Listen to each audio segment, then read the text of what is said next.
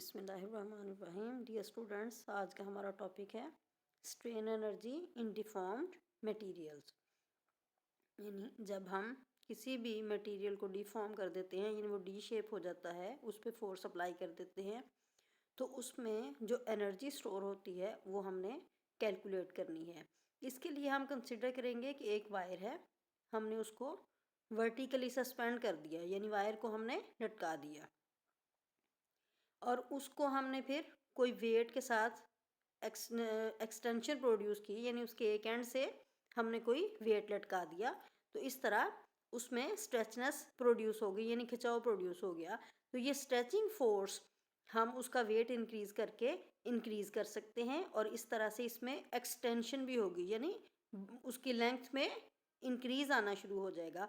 तो इस तरह हम एक ग्राफ ड्रा करेंगे जो उसमें हम वेट इंक्रीज करने से उसके एक एंड पे इधर एक्सटेंशन फोर्स आ जाएगी वाई एक्सिस के अलॉन्ग, एक्स एक्सिस के अलॉन्ग एक्सटेंशन आ जाएगी, जो स्ट्रिंग में खिंचाव पैदा होके उसकी लेंथ को इंक्रीज करने का बायस बन रहा है।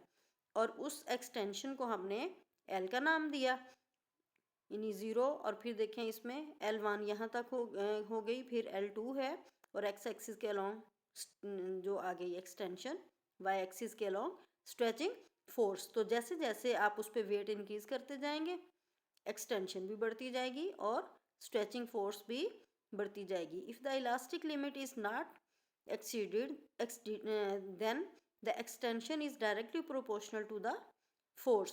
तो इस तरह से जो एक्सटेंशन है वो डायरेक्टली प्रोपोर्शनल होगी फोर्स के। तो इस तरह कुछ इस पे वर्क होगा फिर इस सिचुएशन में, तो वो वर्क आपके पास किसके इक्वल होगा, फोर्स को डिस्प्लेसमेंट से अगर हम मल्टीप्लाई करें तो फिर हमारे पास वर्क आ जाता है। लेकिन इस सिचुएशन में देखें फोर्स कांस्टेंट नहीं रह रही, जैसे जैसे एक्सटेंशन इंक्रीज हो रही है फोर्स भी इंक्रीज हो रही है। अगर हम चाहते हैं कि फोर्स कांस्टेंट रहे तो उसके लिए हम थोड़े से बिल्कुल स्मॉल इंटरवल के लिए लेंगे डेल्टा एक्स।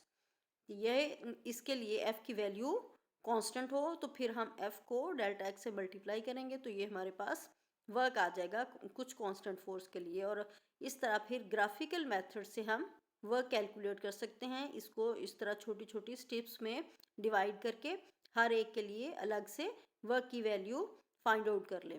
कुछ स्टेज पे देखते हैं हमारे पास एक्सटेंशन L1 हो जाती है और फिर उससे कुछ देर के बाद और आप इस पे फोर्स इंक्रीज करेंगे तो फिर L2 की वैल्यू भी आ जाएगी आपके पास।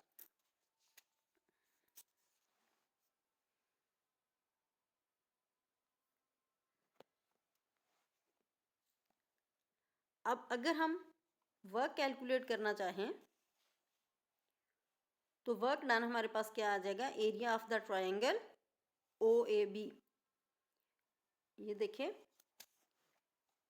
इसमें आपके पास ट्रायंगल OAB, इस ट्रायंगल का एरिया, और एरिया ऑफ द ट्रायंगल होता है half base multiplied by height. तो half OA multiplied by AB, ये आपके पास वर्क हो जाएगा जो इसमें एनर्जी की फॉर्म में स्टोर हो जाएगा। और OA आपके पास है डेल्टा एक्स और AB ये देखें हमने इसको F1 के इक्वल रखा है। It means F1 multiplied by delta x हमारे पास वर्क आ जाएगा और ये वर्क इसमें एज एनर्जी स्टोर होगा।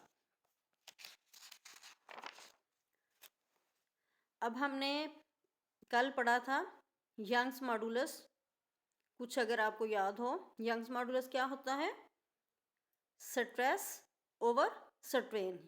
ई क्या होता है, स्ट्रेस ओवर स्ट्रेन। स्ट्रेस आपके पास होता है फोर्स पर यूनिट एरिया और स्ट्रेन होता है change in length over original length. तो आपके पास ये आ जाएगा F1/A divided by L1 over L, और इसको जब हम अरेंज करके लिखेंगे आपके पास आ जाएगा F1/A into L over L1।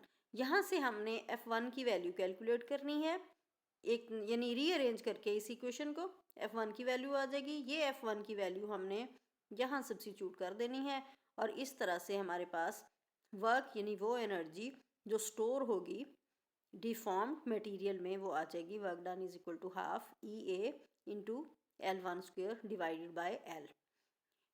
The area method is quite general one. For example If the extension is increased from L1 to L2, the amount of work done by stretching the force would be given by the area of the trapezium ABCD. अपनी previous figure में देखें तो trapezium का area फिर आ जाएगा ABCD. It is also valid for both the linear elastic, जिसको हम linear को elastic भी कह सकते हैं, and the non-linear means non-elastic part of the force. और इस तरह से एक्सटेंशन मज़ीद हमारे पास अगर ओ से हम जी तक लें तो फिर उस सूरत में हमारे पास वर्क डन आएगा एरिया OHG. इस तरह से हम कैलकुलेट कर सकते हैं वर्क डन.